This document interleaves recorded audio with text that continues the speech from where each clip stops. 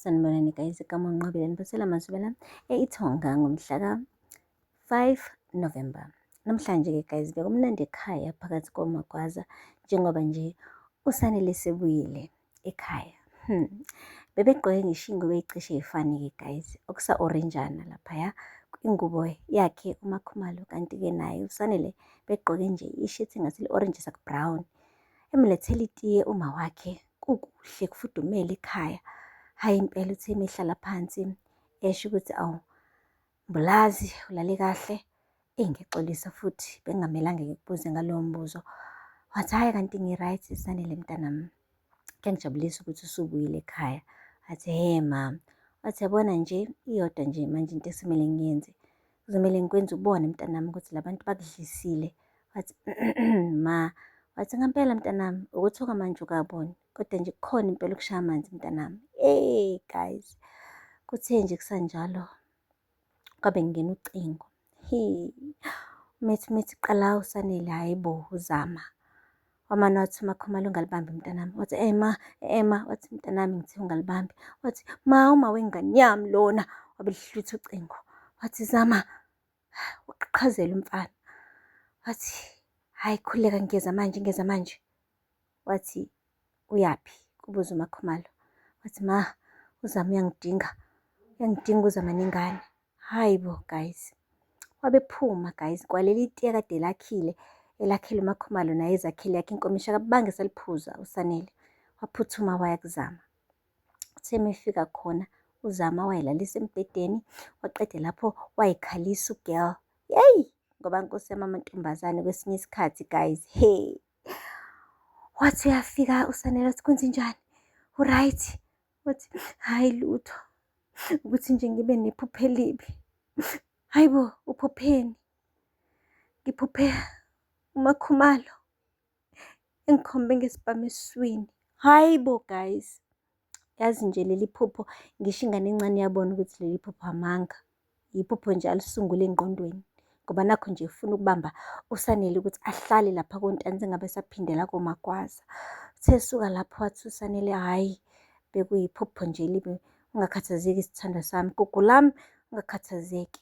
Wathi yazi nje Sanele, ngiyazi wena ukuthi noma wakho niyazwana, futhi kuyinto enkulu kumina ukuthi ukhulu wakhe phela lo mntwana. Kodwa ngiyasaba ngiyasaba ukuthi njengoba uzwana kangaka noma wakho ngelinye ilanga uzongishiya, wenze lento ayifunayo ukuthi ungishiye. Wathi hhayi khululeka gugu lami, khululeka gugu lami, mina soze ngakushiya. Soze ngizohlezi nginawe eduze kwakho, futhi namhlanje siyobona ingane.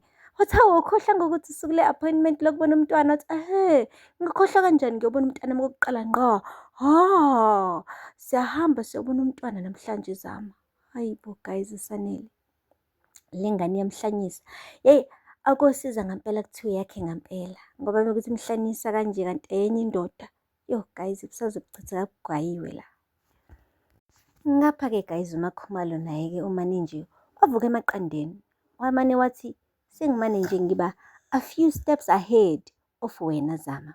Shuthi-ke bekade ehleli noNjinji bedingida le ndaba le yakhe uSanele. Esho ukuthi nawe kodwa Makhumalo bukade ungenelwe yini ukuthi uze uye emagcekeni akontanzi umkhombe ngesibhamu. Uyazi ukuthi impela ucishe wahlangabezana nembila ithutha laphaya. Usethi uMakhumalo hhayi kona phela beyingekho into engingayenza.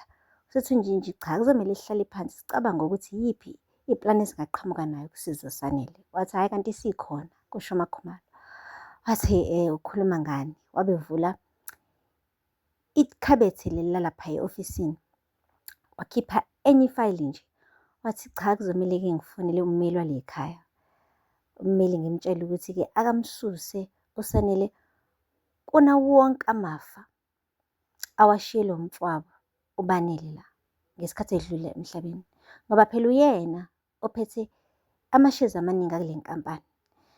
Wathi uNjinji ngathi uyagagamela-ke kodwa manje, ngathi uyagagamela ngampela-ke manje. Wathi cha, angigagameli phela ibheke kahle le nto. Yabo njengoba uSanele semdibi kakhulu nabantu bakantanzi, sebeze bakhokhelana ngisho amalobolo, noNtanzi wawavuma amalobolo. Kusobala ukuthi angaphinda abathathele abantwana ahambe eyobashadisa laphaya eHome Affairs. Uyazi-ke mengase kushade uSanele noZama kusho ukuthini? kusho ukuthi le ntombazane izothatha wonke amafa la kuMagwaza. Iyona-ke into engizama ukuyivimba-ke leyo. Ha! Wathi nje yabona-ke manje uhlakaniphile wena Ntungolihle. Wathi kunjalo, ngeke ngivume le ntombazane idla amafa akuMagwaza. Amafa ey'ngane zami, juluko umndeni wami, soze. Yabona-ke uSanele uyikhethile indlela yakhe. Isikhathi sokuthi nami ngikhethe yami-ke manje. Kwashuba-ke guys kanjalo, kuba amapeketwana. Kufanele-ke sibe mzumkhipha-ke kona wonke amafa alaphaya koMagwaza, okusho kona ukuthi lo mntwana lo njengoba ezozalwa nje uzozalwa kungekho ngisho isenti elimnyama elingase nje libe yifa lakhe. Asazi ukuthi uZamusa azojabula nokungena lo mshado, azi kahle ukuthi-ke uSanele kuzomele aqale phansi kabusha akhe ikusasa labo njengomndeni. Hey guys, kusazoshuba. Hey guys, kuthe kusanjalo-ke, oho, nangoku uSanele usengene laphaya kubo koMagwaza, waqoqa yonke into ethi ngubo yakhe nayo yonke into ayidingayo. Waphatha iy'khwama ey'mbili zonke ey'nkulu ey'ngaka wayilayisha zagcwala zathi phama. Yeyi, bahlangane naye eseyophuma ngomnyango. OMakhumalo benonokwanda bambuza ukuthi uyaphi. Umane wathi nje sisukane endleleni yami. Hawu nkotankosi yami. Umane nje wathi nje yewena mfana, uyakipita manje? Siphi isithunzi sakho? Usibekephi isithunzi sakho usufuna ukuyokipita le kontanzi? Wathi baba mncane, ngicela nisukene endleleni yami. Seyiningi kabi into esenginenzele yona mina. Ngicela nje nisuka nginikweleta ilutho. UMakhumalo umane nje wathula wagebisa ikhanda. Kwangathi ummese uhlabe waphukela enhlizweni yakhe, kodwa wame kuthini useyazi ukuthi uneplan yokuthi yini le azomphuca yona uSanele ukuze engqondweni kuhlakazeke, kuvuleke lapha engqondweni yakhe, ngoba ngathi manje udidekile ubhuti. Uthe ephuma nje ngesango uZama besemlindile, wathi awunazo-ke. Waqeda umphathela isikhwama esisodwa wathi yabona-ke manje impilo yakhe izoqala. Zonke iy'fiso kade wawuy'fisa zempilo manje izofezeka. Uzojabula, uyazi, uzojabula asambe.